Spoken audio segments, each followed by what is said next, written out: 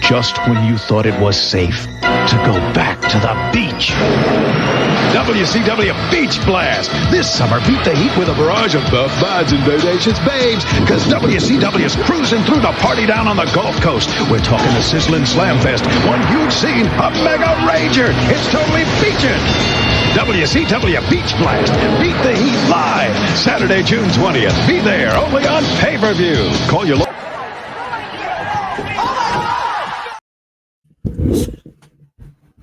Hey, and welcome to another episode of Spear from the Past. It's going to be a fun one today.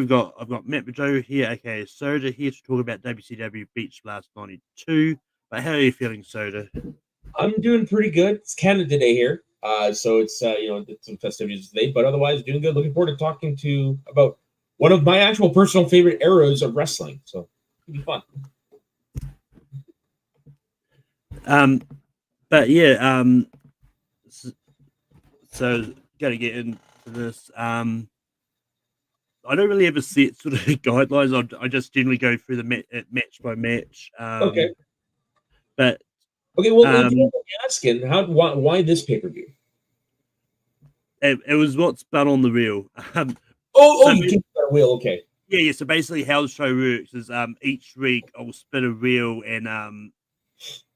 and whatever pay-per-view comes on, because I've got every pay-per-view that's WWE, WCW, and ECW all done, and then it just happened the first two ones to spin was WCW, which I've just never really got into these ones WCW before, but it's mostly I designed the show just for an excuse for me to have more reasons to use my WB network, because otherwise all I use it is for the pay-per-views. I respect that. All I'm saying is, can I book WrestleMania X7? Yeah.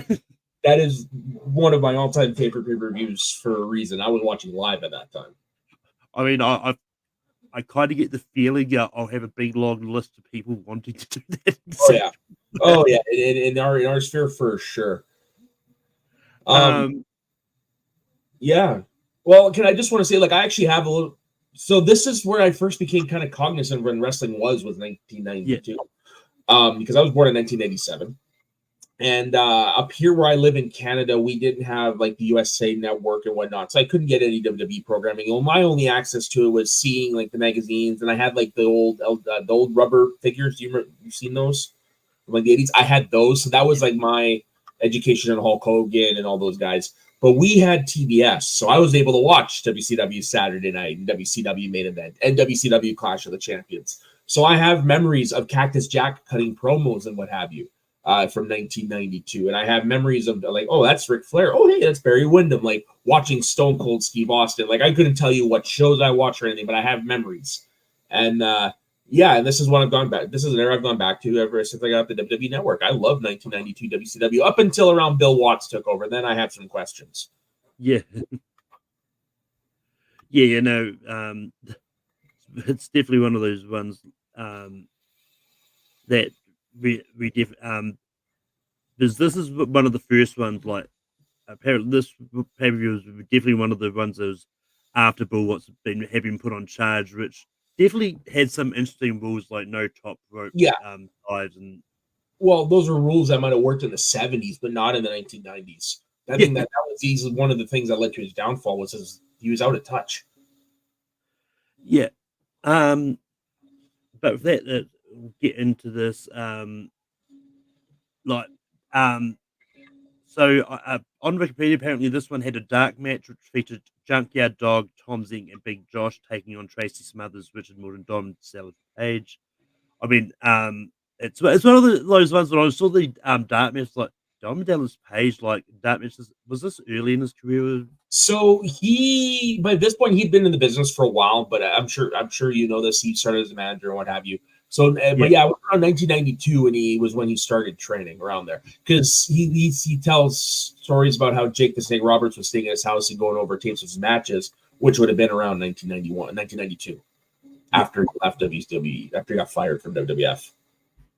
Yeah, but the first match we had on the card was Scotty Flamingo, which is a kick-ass name, defeating Brian Pillman for the WCW Light Heavyweight Championship, which was actually like a decent length, but it's also one of those ones that with watching is like there was definitely some moments where it seemed like the crowd just wasn't that into it, and I mean I'm good is Scotty Flamingo becoming a champion. Yeah. So what do you think of Scotty Flamingo versus Brian Pillman? You know who Scotty Flamingo would become? Raven. Yeah. That he went on to become Raven after he did a stint in between there, Johnny Polo and the WWF. Yeah. So I've only seen this match once, but I was surprised at how good it was because I actually never seen Raven wrestle outside anybody but Raven. So I'd never seen any of his earlier style. And Brian, sorry, Raw's on the screen there. Brian Pillman in 1992 was one of the best wrestlers in North America. Like a lot of people give credit to the cruiserweight division for like launching the style in North America, but the 1992 light heavyweights don't get enough love. Like Jushin Thunder Liger, Scotty Flamingo, Brian Pillman Jr. This match actually surprised me when I watched it. I thought it was really good. Yeah. But then next with the first of a running thing throughout this pay-per-view of the bikini contest, between Medusa and Missy Hyatt, which ended up being this weird rivalry between Jesse Ventura and Johnny B. Bad because like there was a comment that Jesse Ventura made and after this first was like it's like Johnny B. Bad should be hostess, he should be competing, and it's like my first thought was like, why does Jesse Ventura want to see Johnny B. Bad in bikini? It was a weird thing. Well, it was 1992, so it's not surprising. But you look at it now, it's definitely a weird thing to do. I'm not gonna lie, I wasn't disappointed. They're both very attractive women, so I was, yeah. But no, so it's one of those ones, and I've just thought about all three segments at the same time. Yeah, might as well because they're just there. They don't really add anything to the show, really, other than eye candy.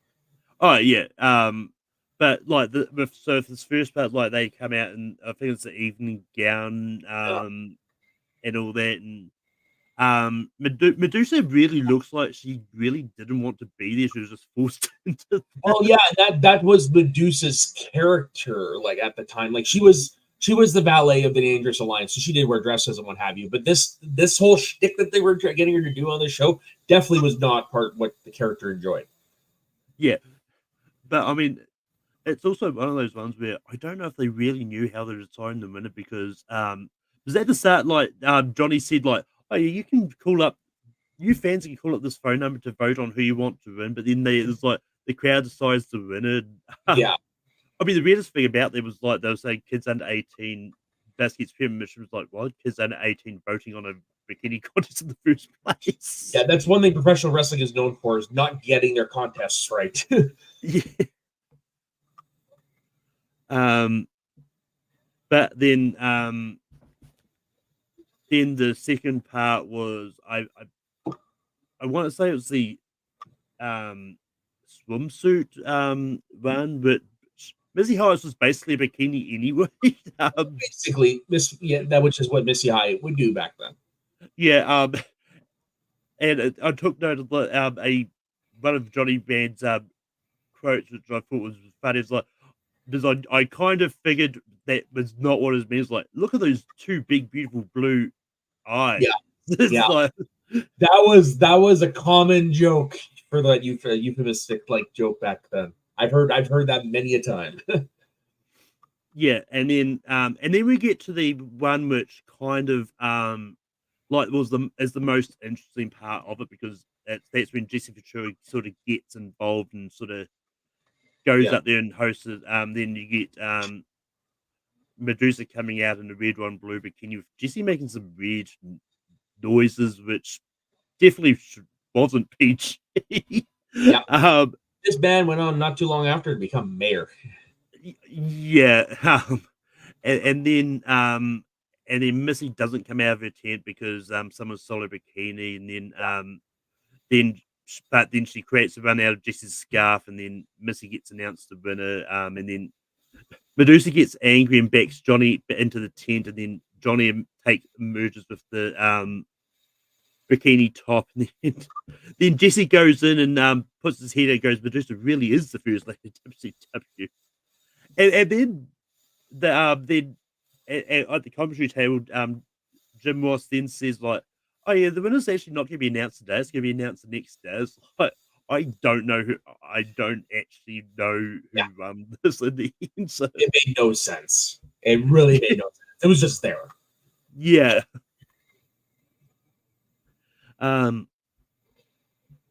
But then we move into Juan Simmons taking on Terry Taylor.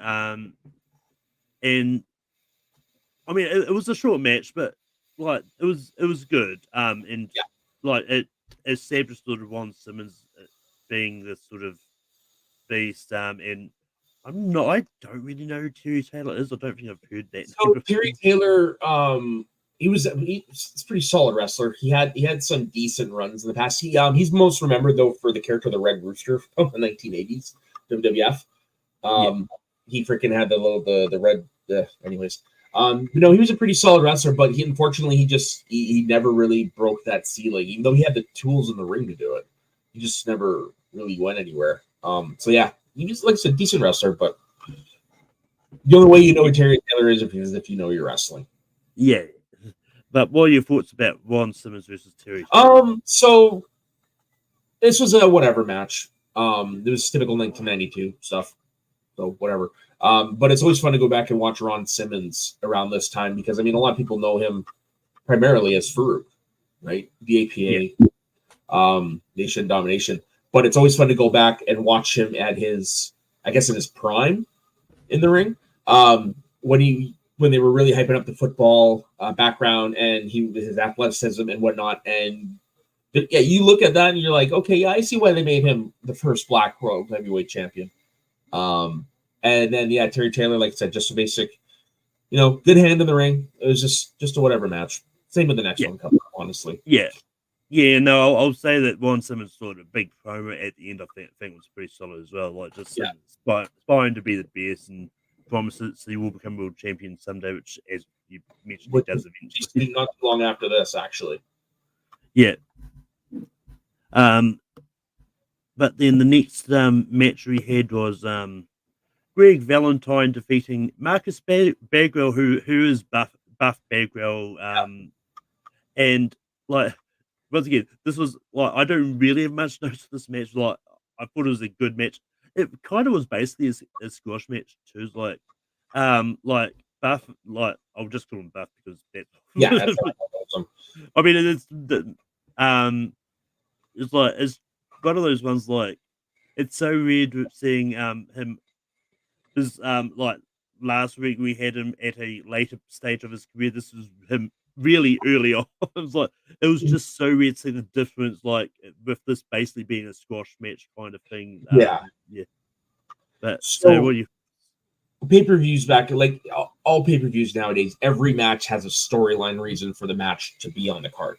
Wasn't the case 20 odd years ago. So that's why you got random matches like Greg Valentine versus Marcus Bagwell. I'm sure this was good for Buff because I mean he was in the ring with Greg Valentine, who's a Hall of Famer, like former IC champion, former United States champion, former tag team champion. So I'm sure it was good for him, but for the fans, it was just like, yeah, it is what it is. Yeah, and then next up we've got Sting versus Cactus Jack in a Falls Count Anywhere match.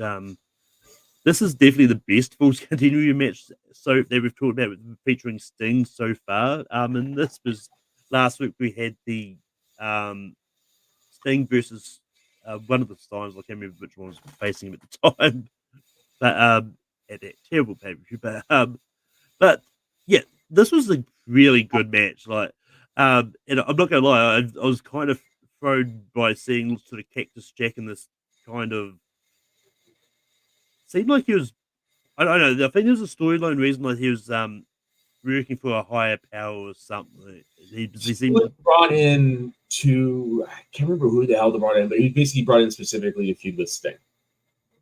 Yeah. That's what it was. Yeah, I can't remember I can't remember that part of the storyline, unfortunately.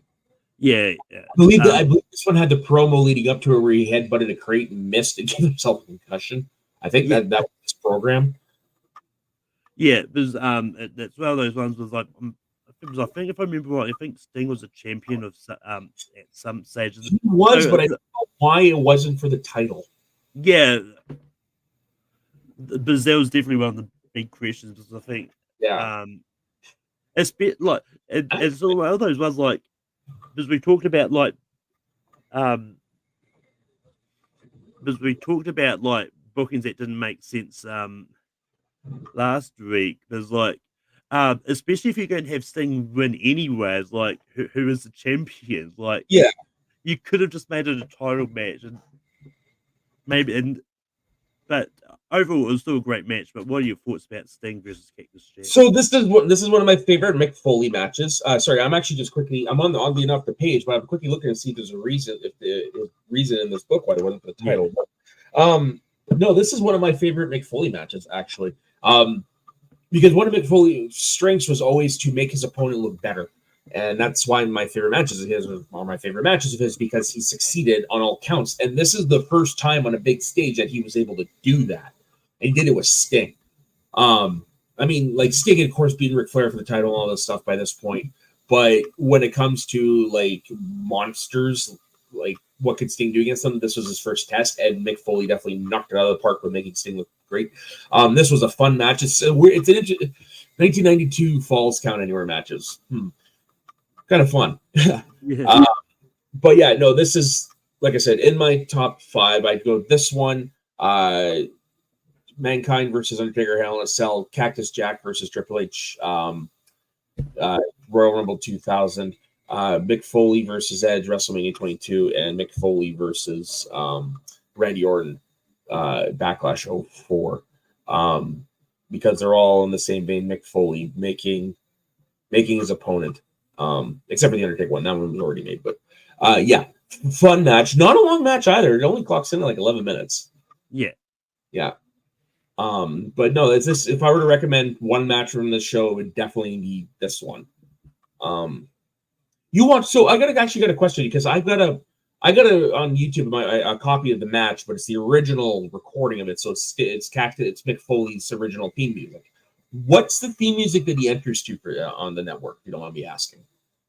I'm pretty sure it was the theme. It was the theme music. The funeral. Was it the funeral march?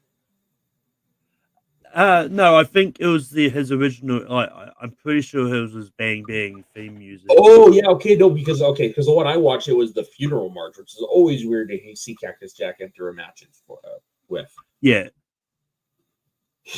Yeah, I honestly can't remember very clearly if it was or not, but totally fair. But I know when they've got the WCW pay-per-views, I know there's I remember reading up of that. At some stage, there was a point where they couldn't get original theme music or something on them, or something. There was some music that they had to dub out, but they since gone back and replaced them. Okay. But moving on, we've got Ricky Steamboat defeating Rick Rude in an Iron Man match, which I actually thought was pretty good. And like I'm only ever familiar with Rick Rude from playing as him in the video games. This is probably the first match I've seen him do. Great match to start with.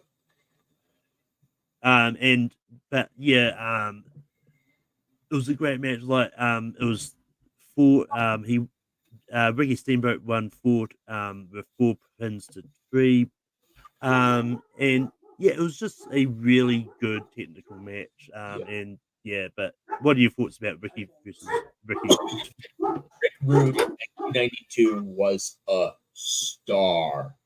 It's just unfortunate the way his career ended with the back injury. He could have he could have played a major part in WCW. But anyways, I digress on that. This match, when a lot of people talk about Iron Man matches, obviously they bring up Brett and Shawn, and then there's always Brett and Shawn, and there's Kurt Angle and Brock Lesnar for the one SmackDown. Nobody really ever talks about this one, which is a shame because like these are two of the arguably some of the best wrestlers of all time.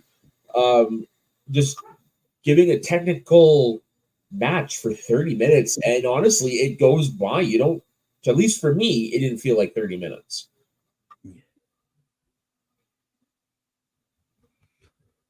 Oh yeah, no, it definitely didn't. It definitely felt like it was short.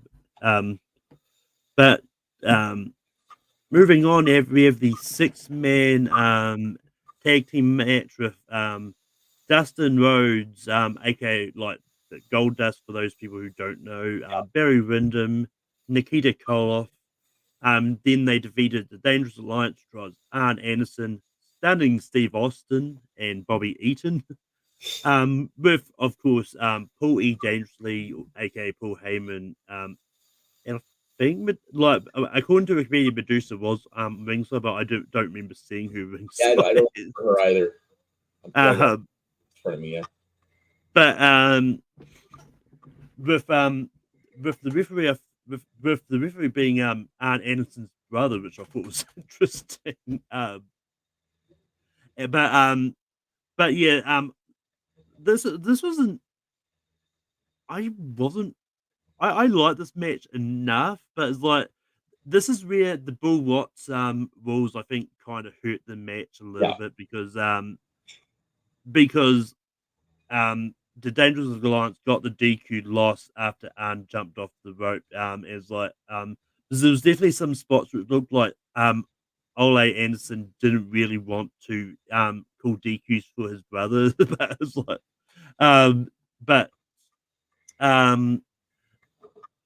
but it was a good match for what it was. I just wish it got an actual finish rather than like a DQ finish, but it is what it is. But what are your thoughts about this 6-man tag match? I agree with you on the finish, but I get why they did the finish because I mean, look at the fucking seriously, look at the lineup in this match. Every single person here is a Hall of Famer. Every single person. If not in the WWE Hall of Fame, they're in some Hall of Fame somewhere. And Dustin Rhodes is definitely going to be in the Hall of Fame when he finally retires. But yeah, you're right. The Bill Watts rules, you could tell definitely threw the wrestlers for a loop, which is unfortunate because, like I said, look at the wrestlers in this match. It should have been better.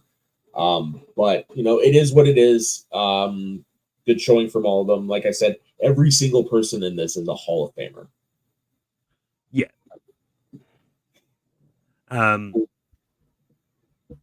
But just like last week, I was throwing for something that was like I was like, even though I knew that I was going to see this version of Steve Austin at some stage, I was still really thrown seeing him and Paul Heyman with hair. Well, that and his in-ring style, because I mean, we all know Stone Cold Steve Austin as the brawler, right? But that's only from 1997 on. Even in the early stages of Stone Cold, he was technical. But here, like, you're getting like a technician, like a guy who knows how to work in the ring version of Steve Austin. It throws a lot of people off when they see it for the first time. Yeah. And plus the hair. You're right. Yeah.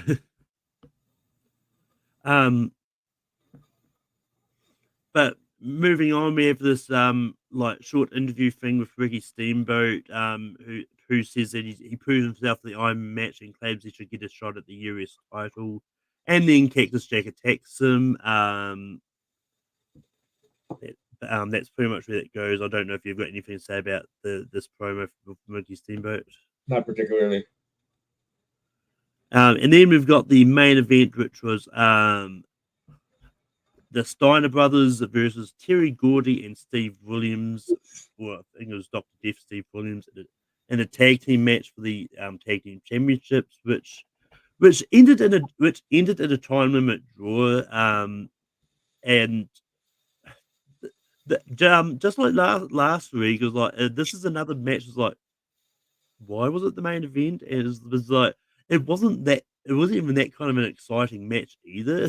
So the only reason I could think of that it was main event was because the Miracle Violence connection was part of All Japan, New Japan. Hold on a second.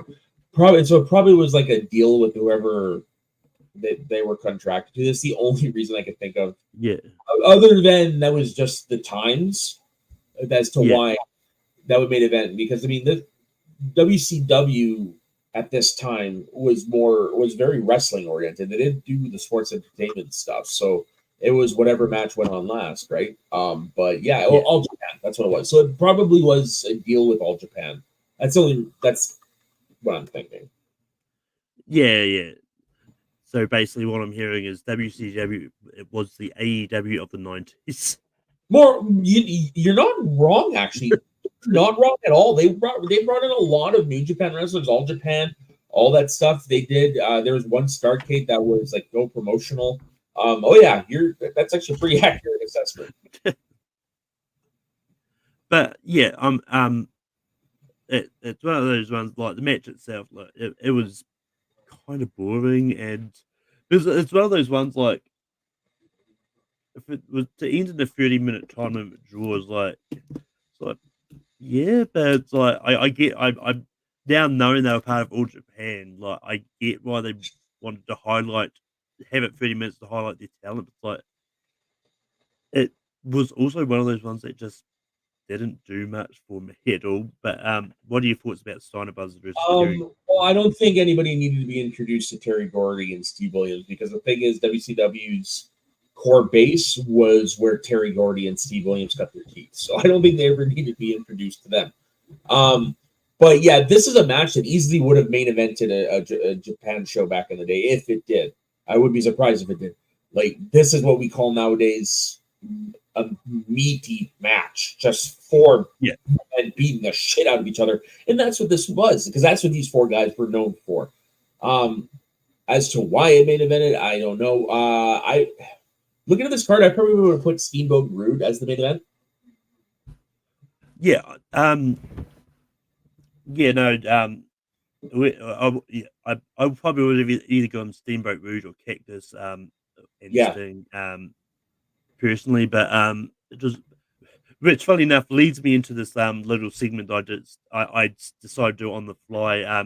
If you had a time machine and you could go back and change one thing about this pay-per-view, what would it be? Oh, that's interesting. So change one booking decision. One booking decision. Well, when it comes, it has to be a specific show because I couldn't tell you what was going on around storyline time. Storyline wise at the time. Yeah, yeesh. I wouldn't. Honestly, I wouldn't. Okay, I would have. Technically, I have two then. I would have put Ricky Steamboat Rick Rude as the main event, and I wouldn't have had two non-finishes back to back. So the disqualification and the time limit, I wouldn't have had them back to back, and I would have put Steamboat Rude in the main event. That's what I would change. Yeah. I mean, for me, it was actually going to be simply like, either combine all the bikini contest things into one segment and actually announce it, and actually have a winner announced. That's a good one. Because and it's one of those ones like I get why they spread it out because maybe they wanted to give people bathroom break areas. I'm imagining that's why they did it. But it's just one of those ones like they didn't need for what it was. They didn't need to do it in 3 segments. Like you could have made that like 1 10-minute segment and be done with it. Yeah, definitely giving everyone a large enough bathroom break. But with that, what are your thoughts about the pay-per-view overall, and what would you give it as a rating out of 5? Sorry about that. I was sneezing. Can you repeat that? What did you think about the pay-per-view overall, and what would you give it out of 5? Overall, one of the more memorable pay-per-views of 1992 WCW. Hold on a second.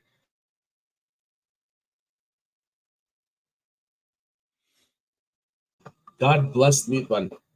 No, overall one of the better WCW pay-per-views. A couple good matches. One that I would say watch because of the star caliber in the match, which was that 6-man tag. Just watch it to see the people in it. So overall, I'd probably give it 3.5 out of 5. Just because there was, with the filler, the bikini contest, and some of the matches, like I said, fall into that thing of the era of this era of wrestling where they were just there, Yeah. For me, I'm actually like I enjoyed the pay it was like once again the bikini contest, like it's one that either didn't need to be there or just condensed. And some of the few matches just dull. But I probably would go a little bit under. I probably would have gone 3 out of 5 personally. And once I get more pay-per-views in, I am going to start putting up a graphic on the screen which shows like my ranking of the my top 5 pay-per-views at the point.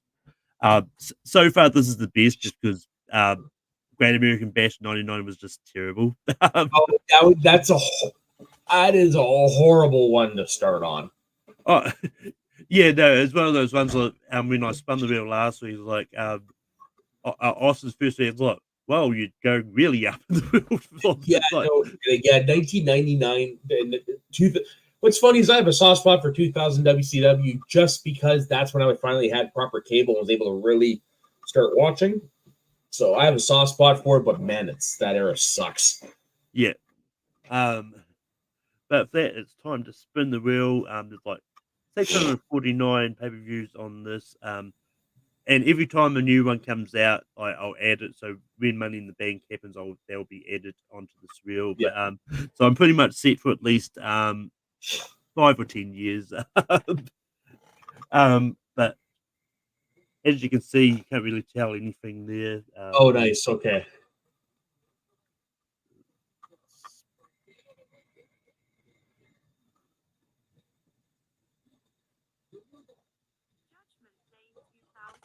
And it lands on WWE Judgment Day 2005. So that will be my pay-per-view I'm doing next week. Oh shit, that's got a kick-ass main event. It's one of what I'm thinking. I think that's the JBL John Cena match where John Cena like blood buckets. Yeah, no, I think this is actually one. I think I own this one somewhere. So it's the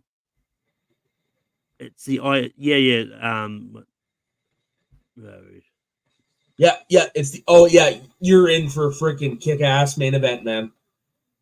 It is the same one, the I Quit match. Woo!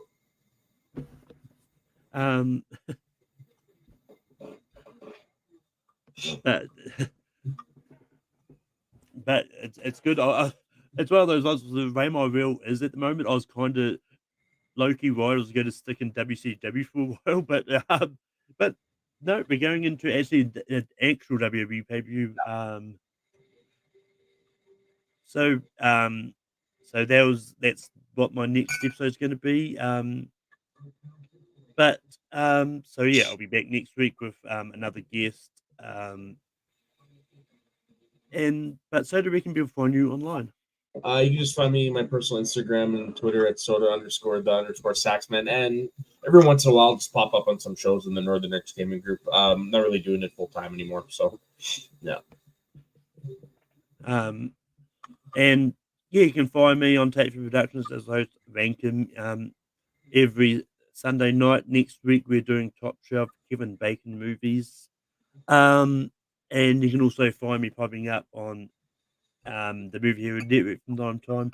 I'll actually be there in a few minutes doing Chris Scott's first part of Chris Scott's 128, which is interesting to say the least. And you can also find me here on Middle Media doing Spear from the Past and on Full Metal hosting trivia matches. But if that brings us to the end of this, and until next time, we'll see you.